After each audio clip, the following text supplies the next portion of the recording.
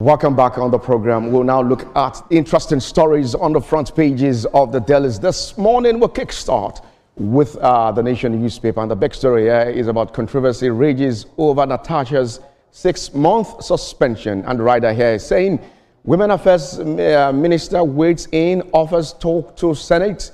Akoti-Dua kissing husband at National Assembly morally wrong. That's coming from the Senate spokesman there. Rivers crisis tension as Fubara's commissioners, election agencies to lawmakers. A big one there on the front page of the Nation newspaper. And we also have alleged 80.2 billion naira fraud EFC's tenders.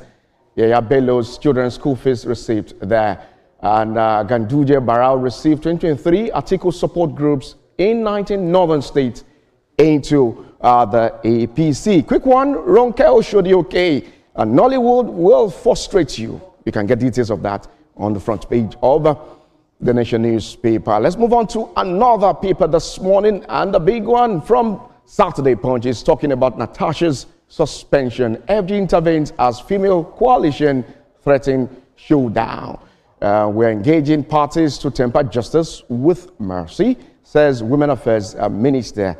Now, Kogi lawmaker suspension unjust, undemocratic. That's not coming from me. It's coming from the coalition and also Wimby's there. And Mr. Macaroni is talking this morning. I'm a virgin, not prepared for romantic relationship. Remember that particular nursery rhyme talking about Mr. Macaroni riding on the bicycle. Well, he's saying here he's not a virgin, not prepared for romantic relationship. And President Tinubu rejects 942 billion naira consensus budget, proposes, that's the census budget, I beg your pardon, proposes use of core members. On the masthead, we have Adeleke petitions, EFCC alleges ex-governor Oyetola stole 20 million US dollar, that's about 1.5 billion naira. Okay, Ekiti worshippers kick out Anglican priest over leadership style. Big story there on the front page of Saturday Punch. Let's move on to another paper this morning, which is a Saturday Tribune, and the big one is coming from Chief Bode George. What's he saying? He's saying that Lagos Assembly is a private enterprise.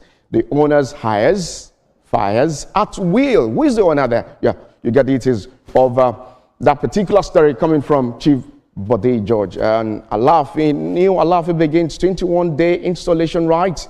Curfew imposed in Oyo. Now, 4 drug lords bag 95 years jail terms for fit SUVs.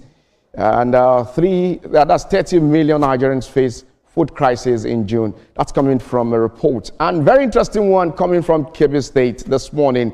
Now, Kebbi holds mass wedding for 300 couples.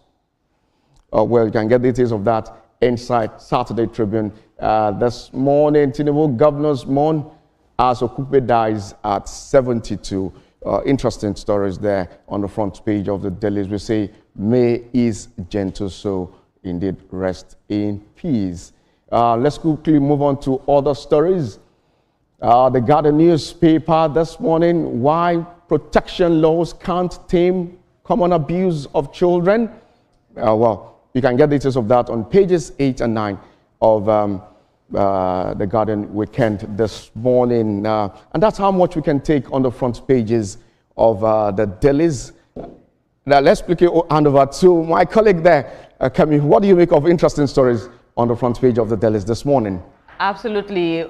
We're seeing a deluge of stories. You're almost spoiled for choices. But then you might want to, keep track of, the stories that trended for the most part of the week. The Natasha Akoti-Dua suspension Absolutely. is still very much trending, and we're seeing more and more reactions from that particular development. It remains to be seen how that will all pan out eventually, seeing as the matters are in court. So there's not much one can say right now. Let's perhaps leave it to the discretion of the courts to Absolutely, determine Kemi. how it will swing. Absolutely. All right.